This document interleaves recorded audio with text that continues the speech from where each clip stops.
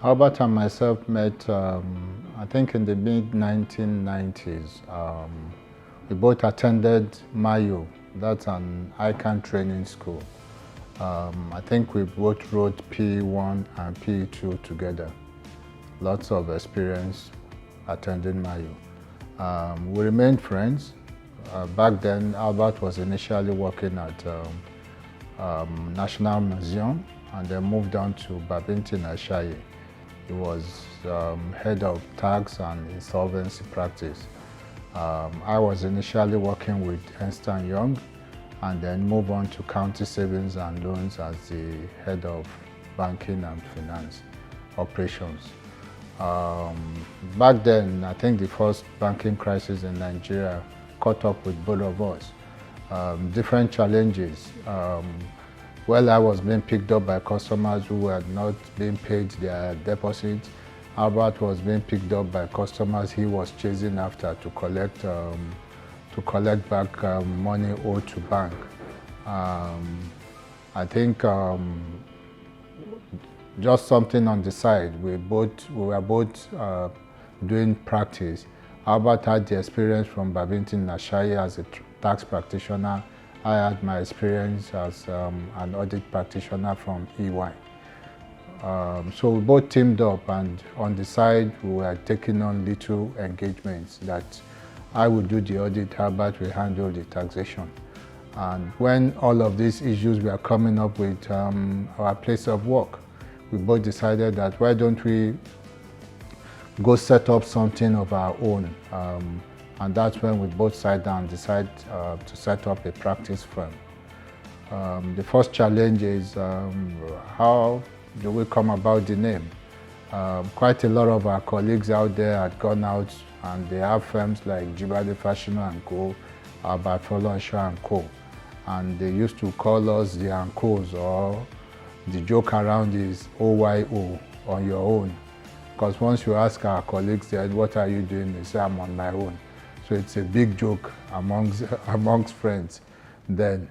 So we decided to do something different and look for a unique name.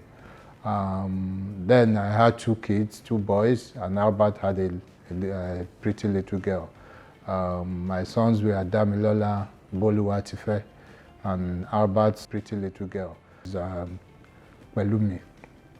So we just picked the first two alphabets from all their names, and we came up with Pedabo, Pelumi, Damilola for Da, and Boluwatife Pedabo. So that's the first name we used, and we registered our firm. Then we were also looking for an office, and we just felt a place on the island will give our firm some kind of credibility. I mean, everybody heads to the island. The island is where the major offices and professional firms were. So we decided to look for firms around here. I ran into a young man then that then became one of our very close friends, the late Anuesho. I ran into him, and I just gave him the idea that, oh, I'm moving out of working for someone, I need to go set up my own firm. He had also just set up his own law practice then, and he encouraged and said, oh, that's a good thing to do, and he's sure we're going to do well. He called me later on in the day to say, oh, I found you an office. Not only are you going to be on the island, but you will be paying a 1-year rent instead of the 2-year rent. It sounded good, and that was how he took us to number 122 Norman Williams, and that's where we started our office. The first 5 years was pretty difficult. It got easier after the first 5 years. What we did was to leverage on our relationship with some of our old classmates, some of our old schoolmates. At that time, most of them were not at the peak of their career. They were mostly head of accounts or assistant to the head of accounts. So decision making in terms of giving us opportunities to work with their companies did not come that easy. But we kept at it. I remember some of our early fees were as low as 20,000, 15,000, 50,000. So the first engagement that we got that gave us our first 1 million, we held on to that check for quite a while. But looking for clients, again, it's relationship. It's who you know, how well you know them. Moving on from there, it then becomes how well you have done whatever task or engagement they have given to you. And that's how we built on our experience, on our name.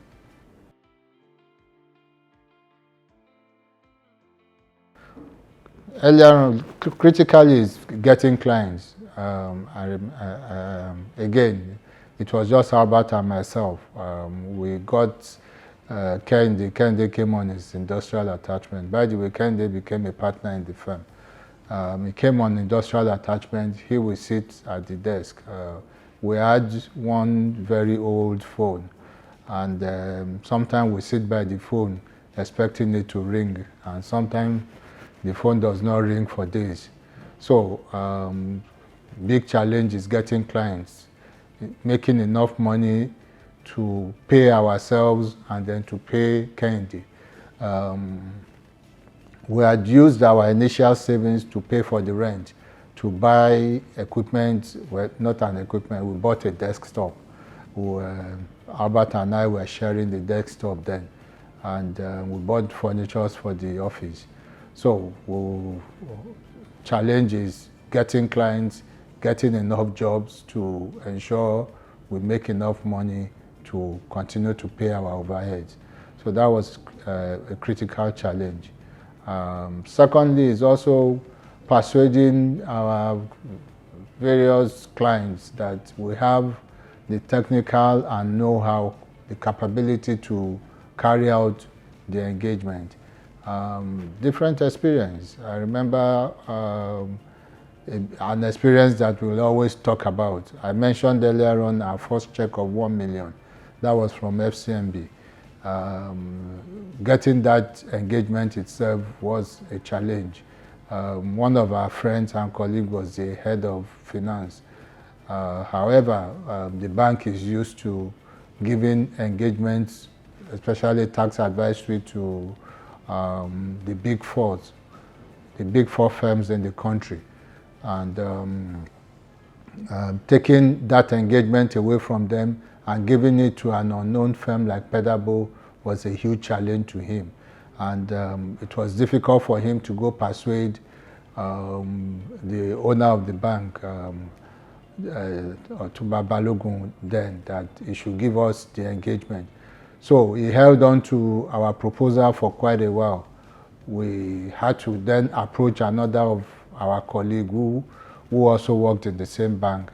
And that one encouraged him and said, let's go persuade him. I mean, we can vouch for these guys. They are friends, they are colleagues, and we know that they can do this engagement.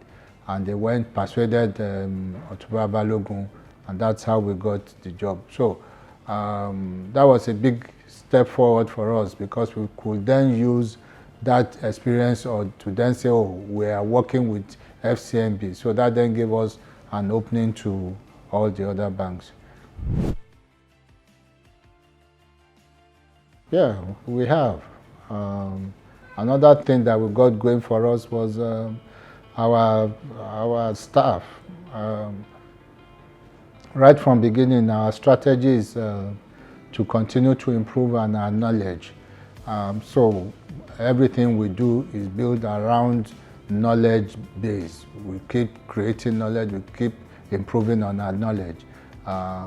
Every staff that comes in here, we want to ensure that they know as much as we do, so that we can then create that huge base of people who can do the work that we do. So sometimes we will get resource of personnel that not only do they know how to do, or they're accountants, but they could also do management consulting, or they could also do advisory. We